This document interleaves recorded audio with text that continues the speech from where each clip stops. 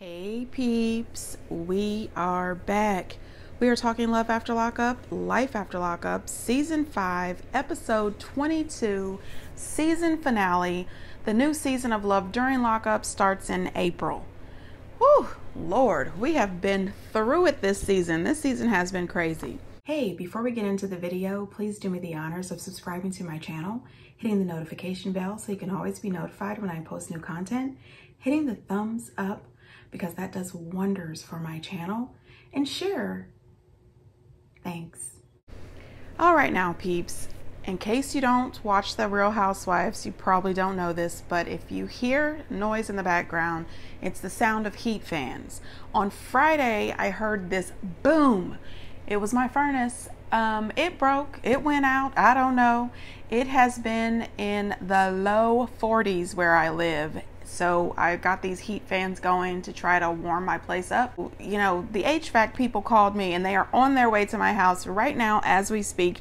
It's 7:30 in the morning on Monday and I am sitting here waiting patiently for them to get here. I'm super excited. Anyway, let's get on to this. I just wanted you to know that that's the noise in the background. So the show starts off with Joy in red and I said, you know what, why? Because at the end, we just got a little highlights of what the hell is happening with Sean and Sarah, Cam and Eris. And we could have did the same for Joy in red, seriously. But we TV. Now, we don't want to ever see Marcelino and Brittany again. We don't. Don't bring them back. I done told you. We also do not need to see Joy in red again. We don't need to see Lindsay and Blaine again. Please don't do this. Don't do this. I don't want to see Lindsay and a new man. I don't. Okay, I don't. Now these couples, what you can do is just hit us with a little "where are they now" video will help us out. Also, Lindsay, her husband, and John, Shane, I think that's what we don't want them back. Don't do it to us. That Haley girl with Dalton, and you know, now she got a new baby daddy and some twins and she been put out of her house. We don't want it. Okay, so let me move on because the list just keep getting longer by the second. So we pick up where we left off with Joy in red. Joy is still on the couch crying. You know, she wants to know the details. You know, who was it? What'd you do it for? Why? So you lied. You weren't with your friends. You weren't with your dude smoking. You just ran off. And I said, girl, he was with dead bestie Julie. I talked to the TV. Anyway, I don't know if that's a problem. Anyway, listen, I don't know why she did it. Okay, there is no way that I would have sat on that couch crying. No, ma'am. I would not have sat on that couch crying or questioning, none of that. While he is sitting on this couch smiling while telling me that he has slept with somebody else, breaking my heart, the way that I would have been throwing his shit out in the yard. Okay, not packing it nicely, throwing his shit completely out the front door. If I can't get to the front door, a side window. Okay, I done threw your shit out in the yard. Please run out after your shit. Okay, because as soon as he runs out after his stuff, I'm locking my door. Buddy, please call your sister back to see if she can get you an airline ticket one way back home, because you don't live here anymore and neither does Love. It never did. Listen, she's asking questions, wanting to find out about having unprotected sex because she wants to know if it's possible dead bestie Julie could be pregnant. Excuse me? You should be wondering about if he used protection to protect yourself. What? You have spent over $40,000 on an inmate. You had an inmate pen pal that happened to have a whole lot of other pen pals who were also sending money. And this is the game in prison. Men do it. Women do it. They are really good at this shit. They may not have been good at this correspondence when they got to jail, but after they got some jail friends and a little time under their belt, they get really good with this correspondence. You know, the beautiful artwork on the envelopes. They get to using the Google and the damn email system in prison. They are real good at this. You are an idiot. He showed you who he was the same day, the second day he got out of jail, and you still brought this dude into your house, into the life of your son. And then you're going to sit there in the end talking about, I wasted 7 years when I should have been focused on myself. No, you should have been focused on that child. Focus on Sway. You could have found out who Sway's daddy was. His daddy could be a good father. Maybe he might be a bullshit dude, but he could be a good dad. You never know until you give it a try. First of all, do better. Next time you get paid, if you can afford it, get down there to that pawn shop and get your family heirlooms out of that pawn shop. I mean, seriously. And didn't anybody else think it was weird? He had went back home living with his mom. He had been there for 48 hours and he was already putting in job applications and calling, trying to find a job. But when he was in New Mexico with Joy, he was laid up on her couch playing video games. He didn't give a shit. Already 2 days back in town and he got a girl. He going on dates talking about, but it ain't serious. Nothing that you do or say is serious. And then she's back home packing up his stuff, writing passive aggressive notes to send back off. I said, wait a minute, who's paying for this shipping? No, ma'am.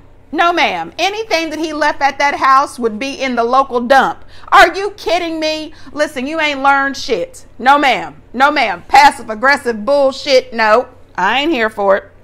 In the end, she's talking about she hasn't talked to Red for 2 months. She's getting her life on track. And, you know, Red is back home, still with no job, living off his mama, dating. And I want to know, how does a dude with no job date? How does a dude with no job date? Is your mom paying for these dates? Is this girlfriend paying for the dates? Or do the dates consist of you getting a ride from her over to her house to dick her down? No. Not me, girl. I don't live my life like this. Louis TV, I just told you, don't bring them back. Just a little Where Are You Now episode. And hopefully that episode focuses on the health of Sway. I'm sick of this. Moving on. Shit. Taylor and Chance, Lord. The whole time they were on my screen, and they got majority of the segments. And WeTV, we could use a little Where Are They Now for them too. I'm sick of Chance and Taylor, and I'm assuming that with all this legal trouble that he has been getting into lately, he gonna be in jail anyway. But listen, at some points, I wish that we were in some sort of sci-fi fantasy movie, and I could just reach into the TV and just, you know, just a little throat chop, just a tiny throat chop to this dude. He is so disgusting. You know, the episode starts out and this dude is still borrowing somebody's Escalade, because you know good and damn well that that's not his and he can't afford it. WeTV, quit playing with us. Also, WeTV, please pay for Taylor's therapy. Taylor and her children, they need therapy. This is a bunch of bullshit. You people have some sort of social responsibility. Good God. Now, Chance is a true con artist and a true manipulator and gaslighter. And, you know, I'm sorry, but Taylor allows this. She really does.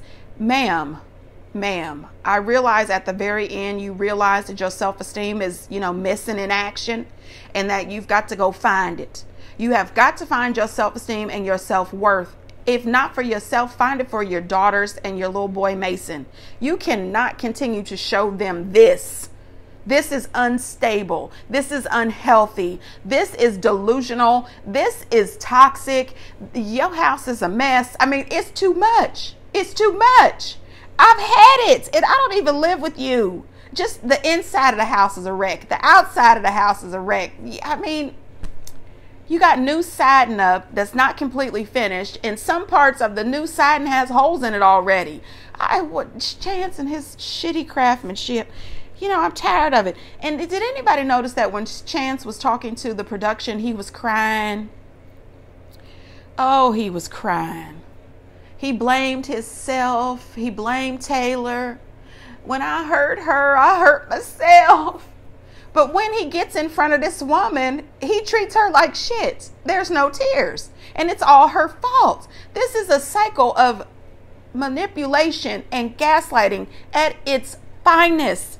The man is delusional and whacked out with nowhere to live except for this borrowed truck. And he's just trying to do whatever he can to trigger her in some kind of way to get his dusty, stinking looking ass back in her house.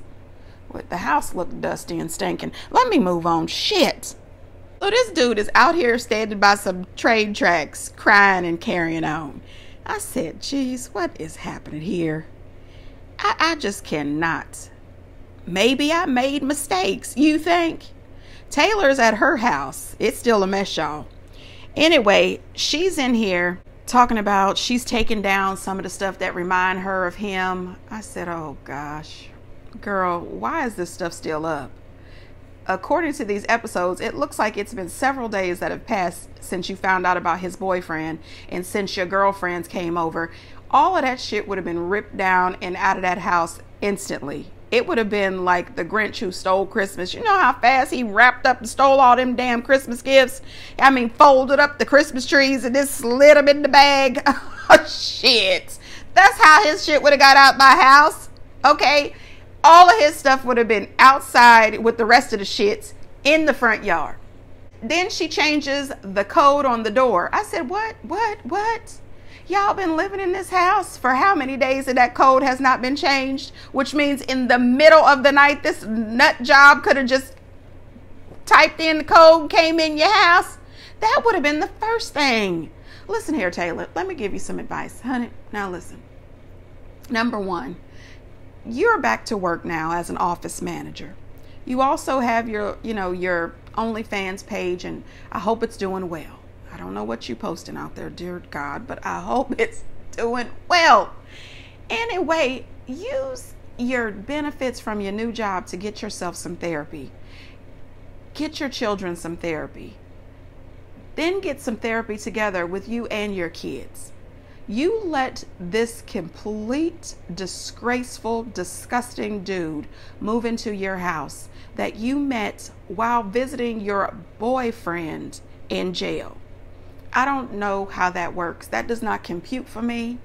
First of all, it does not compute for me to be down to the jail. So now Chance is willing to pull out all these lies. Oh, I'm going to go talk to her. She's going to meet up with me and I'm going to give her the truth, the whole truth, nothing but the truth. And this will give her the opportunity to decide if she wants to accept me for who I am and allow me to love her and the girls. Bullshit. That's exactly what all that was. I said, you know what? Nope. I have never dealt with this type of situation in my life, but I have dealt with a tap dancing man. I really have. My son's father. Anyway, you can Gregory Hines this motherfucker right out my door. I don't want to hear it, see it, none of it. Okay, I'm over it. So Chance and Taylor meet up. They're at some park in the middle of the night. I have no idea why they're meeting up. I really don't. He says, let me get you a jacket. He goes to get her a jacket and then tries to wrap his arms around her. And she's like, wait a minute, you were just going to give me a jacket. And he says, and I stole a hug. But you already know I'm a thief. Yeah, we know it. We saw what you got arrested for. Boy, a fancy way of saying that you were trying to steal somebody's car. Oh, gosh, this dude has been arrested like 2 or 3 times since he got out of jail. Why is he not in there for good? He's out now on bond. Anyway, the dude is a thief and a liar, and I would not have sat there and had this conversation with him. I absolutely would not. He sat there, tried to change the whole thing on her. Yes, he's cheated. Yes, he's done this, and that, and it's all because she was blaming him. She was blaming him. I said, oh my gosh, she manifested you to cheat? Really? If so, I wish somebody teach me how to manifest me a husband. Anyway, this is not about me. So anyway, listen, he wanted to rub it in her face that he cheated on her. He told her that he met some girl down at the bar and he was banging her out thinking about Taylor. I said, oh gosh. The WeTV people, they would have definitely got their money for security. That's all I'm going to say. I don't normally condone violence, but don't tell me that you was thinking about me. And then not only that, you came here saying that you were going to be honest and you were going to tell the truth. You're lying. Honey, listen, we saw you on the Twitter. quote, banging out your current girlfriend. And honey, no, you wasn't. That's not what you was doing. Now, I know banging when okay, I'm gonna move on from this. But no, that's not it. That's not what you was doing. That tiny thing cannot bang anybody out. It was tiny, it was skinny, it was odd looking. That thing is not banging like it should. Oh, good God, that thing grossed me out. I'm just saying, Taylor, he lying. He didn't bang nobody out, and you should know that. I'm just saying, whew, girl, how did you deal with that thing? Oh, no. And he's sitting over here looking like he is reeking. Like I should be able to smell him through the television. Cigarette smoke and garlic. He looks awful. Lord, let me move on. I'm getting sick to my stomach. Then she says, well, how many people did you cheat on me with? And he says, about 5. And she said, how many men did you sleep with? He said 1. Then he said, no, I didn't sleep with him. And I had to turn on the captions because he, the tap dancing and everything started again. And I said, oh, wait a minute, you liar. We know you like that. Just go on and say it. I turned on the captions a little bit and he said, he's just tried to suck my dick and I couldn't get hard or something like that. Yikes. Yikes. No, ma'am. No, ma'am. No, ma'am. Again, this calls for violence. I'm just saying, I'm sorry. I don't condone violence, but this is kind of a request for violence. Okay, so then at that point, I'm like, girl, go get tested. Go get tested. Go get tested. I mean, I've been saying this in my head for a while, but I'm like, no, ma'am. No, ma'am. No, ma'am. He's out here just straight raw dogging it with women and this man. No, ma'am. You need to go get tested. I mean, I don't know what else Taylor needs to hear. I don't know why she stayed as long as she did. The man came into your life. He kicked your sister out of your life. He tore up your house. He lied to you. He cheated to you. He gave you another mouth to feed, a beautiful little boy. You're going to be dealing with this idiot for a very long time. He tore down what tiny bit of self-esteem you had left. And why is there a conversation? There was never a conversation needed. Never. Once you threw his shit out and changed the locks on that door, the only thing that was needed was for therapy for you and your children, a licensed contractor, a visit to your gynecologist for testing, and to figure out how to reestablish your relationship with your sister, and to find qualified daycare, to go down to court and get full custody of Mason with supervised visits. Now, I saw you guys all posting on social media with Mason's visits at your house with Chance and Chance's new girlfriend laid up on your couch, and Chance doesn't have a shirt on. I don't know how that happens. I don't know how that works, but there is no way in hell that anybody that is an ex of mine is laid up on my motherfucking couch, shirt off with his girlfriend visiting my tiny baby. And no, okay? He should be having all of his visits with Mason out in public places supervised. That's just my opinion. I don't know what he was thinking, acting as if this was some sort of apology. Then he tells her that he was the best thing that ever happened to her. The house does not say that. And I don't know why I just realized that this dude is 43 years old and she is 28. I have no idea what she was thinking.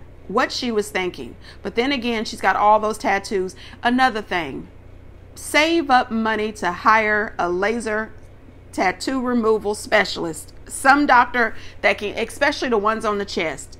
Please do that. Do it for yourself. You're going to get old one day. That looks a mess. Then he's going to scream at her talking about she's never going to see him again. Tonight is it. Make the right choice. What? He's talking about, I'm going to get in my car and I'm going to leave. I would have said, do you need gas money? Can I give you enough gas to get you at least 300 miles the fuck away from me and my children? Screaming and hollering, she better not have no men around his son. Or what? Because all she needs to do is call Bobo. Okay, what? You wasn't talking that shit to Bobo. And was Bobo your ex? What the hell? This man is completely delusional. All of a sudden, he's the damn victim. Anyway, I'm sick of them. I'm sick of them. WeTV, a little Where Are They Now will work for them too. Seriously. Taylor, do better for yourself, for your children, and for your sister. This is ridiculous. Your life was so much better before you brought this man from the prison to your house. At the end, we find out that Taylor and Chance are still broken up. Of course, we know that. Chance got arrested multiple times, not just the one time that they talked about on the show. And, you know, he's out on bail and he's still dating that girl that he was not banging on Twitter. I'm sick of him. Anyway, moving on to Brittany and Key-Rock. Now, WeTV, I hate to say this, but a little Where Are They Now for Brittany and Key-Rock too would do just fine for me. We cannot have an episode when they are not fighting. We cannot have an episode when Brittany is not crying. We cannot have an episode when Key-Rock is not gaslighting and manipulating the dog shit out of this woman. Okay, she wants to move to New York to be with her family. He said hell no, straight off the rip. There was no compromise, no talk about it, no nothing. She makes a comment about how she got out of jail and she came and stayed with his family right off. That was a choice, in my opinion. You hadn't seen your grandmother the whole time you were in jail. You didn't even talk to her the whole time you were in jail because she didn't know you were in jail and you didn't have her number. When you got out of jail and you got her number, you didn't have to move in with Key-Rock's family. You could have taken your ass to live with your grandmother, but you didn't. So, you know, you got to blame yourself a little bit for that too. However, sometimes we have to take responsibility for the choices that we make. Life is about choices. There's always a consequence. As somebody in my life always tells me, you either going to pay on the front end or you're going to pay on the back end. You're always going to pay for choices and decisions that you make. There's always going to be something. There is a consequence. I do not love how Key-Rock was not open and willing to listen to this girl. She is sitting here crying. She's having a very hard time. There was no compromise, and that will never work in a relationship. Communication and compromise are two of the top things that have to be had in a relationship, along with mutual respect. And I don't think that they have that in that relationship. I think that they are both too immature. They are on two different paths, two different thoughts of mind, two different plans, and they just come from two different worlds, in my opinion. I don't understand why they couldn't have just had an open and honest conversation. I can understand that Key-Rock wants to be there for his mother. She wants to be there for her grandmother.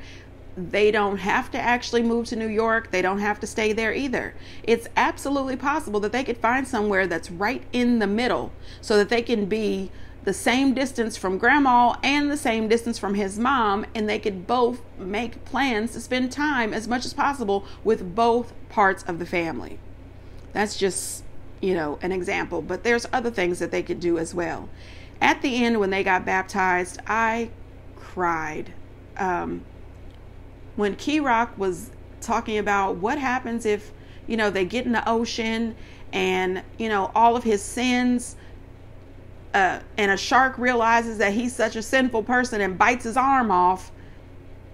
I laughed so hard because I remember when I was 20, I think, is when I got baptized, and our church has a baptismal pool in the church. And I remember just before it was my turn to get baptized, I had all these crazy thoughts in my head and I started shaking because I thought, what if my sins are so bad that when I walk down into this baptismal pool, the water starts to boil hellfire and I just boiled and died to death because of all my sins. I mean, I was so scared.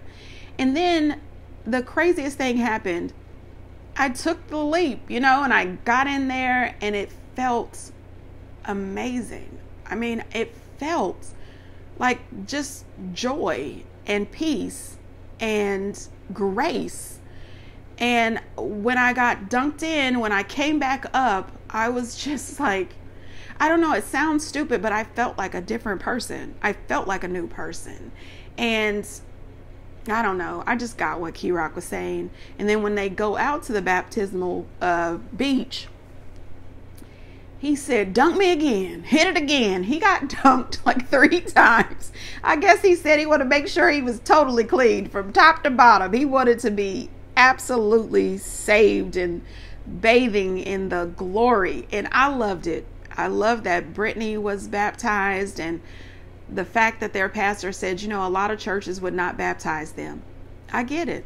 I really do. And that Brittany loves that church. She loves the music, and I feel it. You know what I mean? Same here. You go to a good old Baptist church, honey, listen, that choir gets going. And I love praise and worship, don't get me wrong, but it's the praise music that gets me out my seats. And I am just clapping and stomping, and, you know, I just love it. I'm happy that they got baptized. I'm happy that she's spending time over the phone talking with her grandmother. But I think the best thing for these two is for him to stay there with his family and get some therapy, for her to go be with her family and get some therapy. They are not meant to be, in my opinion.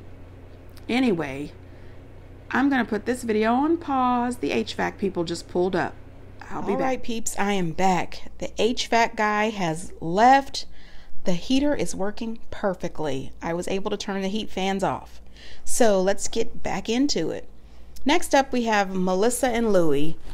And Lord, I'm tired of them.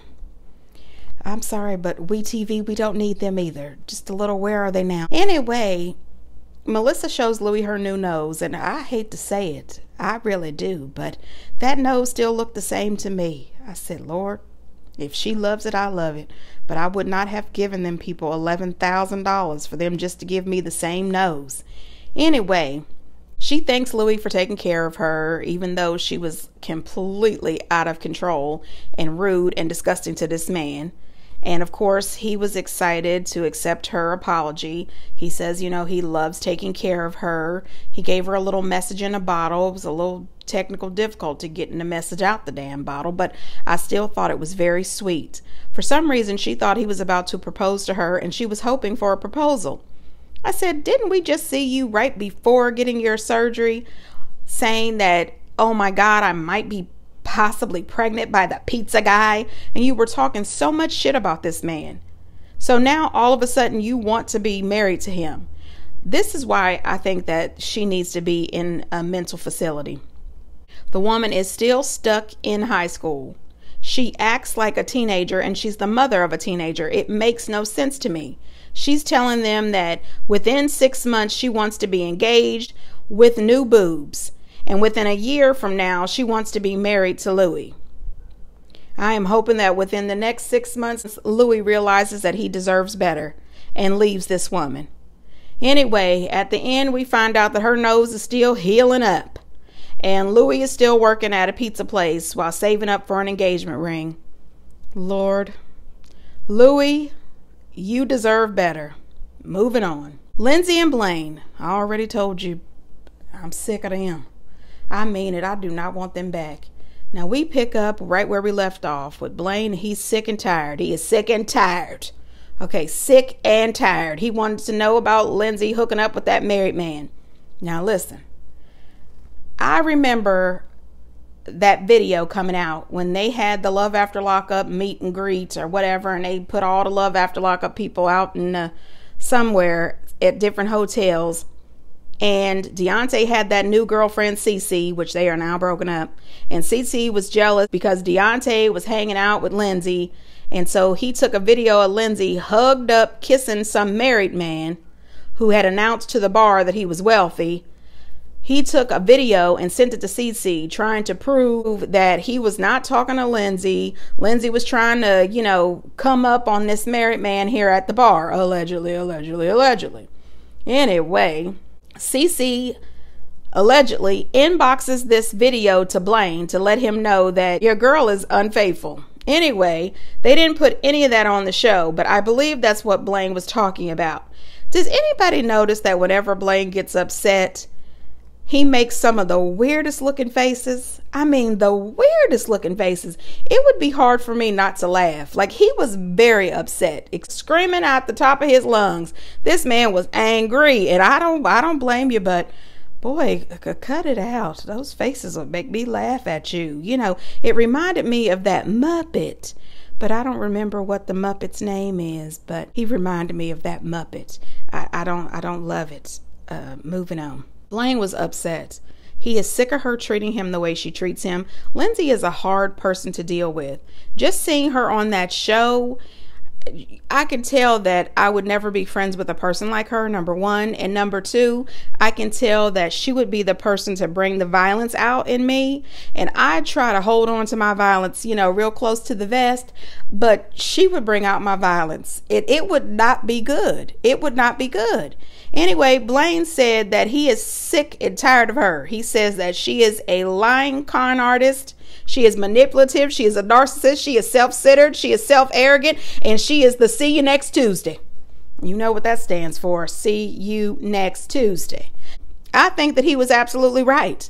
And I think that he deserves somebody better. And I think that Lindsay needs to be in some sort of anger management class. Get you some help. And I also want to know what the hell happened with Blaine. Because when he first was brought on this show, when Lindsay was dating Deontay, Blaine had a really nice house.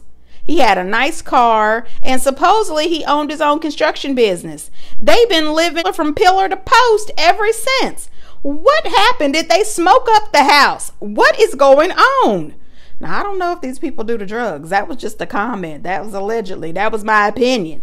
I don't want nobody trying to sue my ass. I don't have shit. Anyway, now, at the end of this argument, Blaine rides off into the night on his ATV, and I just stared at the screen and I said, whoa. He didn't just haul ass on that ATV in the middle of the night. I was weak. I don't know. Most of the time when I see Blaine and Lindsay together, I think that all their scenes are fake and phony, and I think that they are scripted. WeTV, you need to let it go. Let Lindsay go. I don't want to see her back on here with a new man next season. I don't want to see her back on here with Blaine either. At the end, it says that Lindsay's charges are still pending and that her and Miley are living together. Blaine is living with a friend, him and his son. Okay, that's enough. Now, a year from now, hit us with a little where are they now? That's all we need. Then we move on to Justine and Michael. I just want to say it one more time. Justine's baby is beautiful. I mean, Manhattan Barbie is gorgeous. I just wish her name wasn't Manhattan Barbie. Anyway, Michael asked Justine, would she mind if his daughter, Melanie, moved out to Las Vegas? And Justine said she would love it. She would love to see Melanie out in Las Vegas living her best 16-year-old life. It is not her responsibility to help raise Michael's other children. And I said, finally, Justine and I agree on something, because Michael was trying to make it seem like it was her job to stay back in Rhode Island and continue to raise his smaller children. That is not her job. He also asked her if his mother could come and stay with them, and she said yes, she would absolutely love it. And his mom threw away that paternity test. I said, thank God she has come to her senses. She says that Justine is good for her son and that she has never, ever known him to love anybody as much as he loves Justine. So it looks like they are, headed to Las Vegas. They have moved into their new place. And, I'm wishing the best for Justine and Michael and all the children, and I hope that his other children that have to stay back in Rhode Island really do get the opportunity to come down every summer to stay with him. Chevelle and Quaylon. Honey, listen, I'm not going to say nothing about that waist trainer. I'm not going to say anything about that wig. I am not going to say anything about that full-fledged head-to-toe outfit, that look. I'm not going to say nothing about it. I'm not going to say anything about it. But I will say this. I didn't love it. And I will also say this. This woman has a wig line. She has got a website where she is selling wig and weaves. I don't know what's happening. I don't know what's going on. There is no way, dear God, there is no way that I would ever have a weave hairline, a wig hairline, and my wigs look like they came from Party City. No, ma'am. Every time you seen me, you would have thought that I had just walked out of the pages of Vogue. My wigs would be on point, because I'm trying to sell a product and I wear those products. I mean, shit. God, move on, damn it. I done got upset. So Quaylon and Chevelle go to this park with Maila. They're about to meet up with Maila's daddy's mama. So this is Maila's grandma. Her name is Sonia. I said, shit. So Quaylon and Chevelle have to deal with Chevelle's mama, Quaylen's mama, and now the baby daddy mama, who is too damn much. The woman is too damn much, okay? Now listen, she tells Chevelle that she's worried about Maila's well-being. And she has every right to say that. She's Maila's grandmother. She's concerned. You got this man straight from prison, in your house. And she has the right to be concerned about Maila. However, if you don't come around to fulfill your grandmother duties and your son is not coming around to fulfill his duty as a father, then I have a problem with that, because you should be around. Because if you're so concerned, please step up and be around. Be there for her. Be someone that she can talk to and confide in. When Chevelle tries to explain to her that her son is not around, he is not doing a good job as a father, what I do not love is that she's standing up for her son in the middle of bullshit. Now I'm going to tell you, you all know I have one child. He's everything to me. I will stand for him. I will die for him. I really would. But I will never stand for him doing bullshit. If he is wrong, I'm going to say it. This is not okay. And I didn't love it. Now, I do understand that Chevelle should not be talking to her about this adoption. Your daughter already told you she doesn't want to call Quaylen daddy. She doesn't want him to adopt her. And if anything was to happen to you, she does not want to be stuck with him. She also told you that she didn't want to come to your wedding. So I don't even know why you're bringing up adoption anyway. That should not have been brought up. You have to listen to your daughter and her needs. And she tells Sonia that she's thinking about letting Quaylen adopt Maila. She says, you're trying to remove my son from her life. Chevelle says he's not even in her life. And she gets a total attitude. Then she wants to talk about her grandmother's rights. Girl, it seems like you are not practicing your grandma's rights. To me, it seems like you're not visiting, you're not calling, you're not setting up play dates, and your son's not doing anything. It's good to be a concerned grandparent, but it's even better to be an active grandparent. So she had all this heat for Chevelle. However, when Quaylen sat down and talked to her, he was real honest with her. He says, your son is not doing right by her. Your son is not being a father to her. He is not showing up. And I am there. I am a father to her. She didn't have much to say to Quaylen. I said, oh, you had all that rah, rah, rah for Chevelle, but you have no words for Quaylen? She just walks away and says that she's not going for this adoption thing. She's got grandparents' rights. Well, please use your grandparents' rights. And please act like you got some sense. Anyway, at the end, we find out that the adoption is on hold, which we knew that. And they are somehow still planning this wedding. I don't understand how going down to the courthouse needs a plan. You should not be holding a big, fabulous celebration. Your families can't even act right. Anyway, We TV, this is another Where Are They Now episode couple. Lastly, honey, they didn't even bother to give us any airtime for Eris and Cam. They said that, Eris and Cam had the baby. They showed us a picture of little baby Charlie. She is the cutest little thing, and she's taller than Cam. That was a joke. Anyway, they did get a new place to live, so good for them. Then they show us that Sean and Sarah, Lord, they are slowly repaying all of their debts, and their house should be completed by 2025. That place looked ridiculous. And so they're just going to be still living in the backyard until 2025. How did they do the winter? Because I'm going to tell you, I live in Ohio, and the winters in Ohio are not easy. How is the trailers in the backyard handling this cold weather? I'm sick of them. Yikes. We TV again. A little Where Are They Now for this couple too. Anyway, you guys, get down in the comments and let me know what you think. And until April, when it's time for Love During Lockup, bye.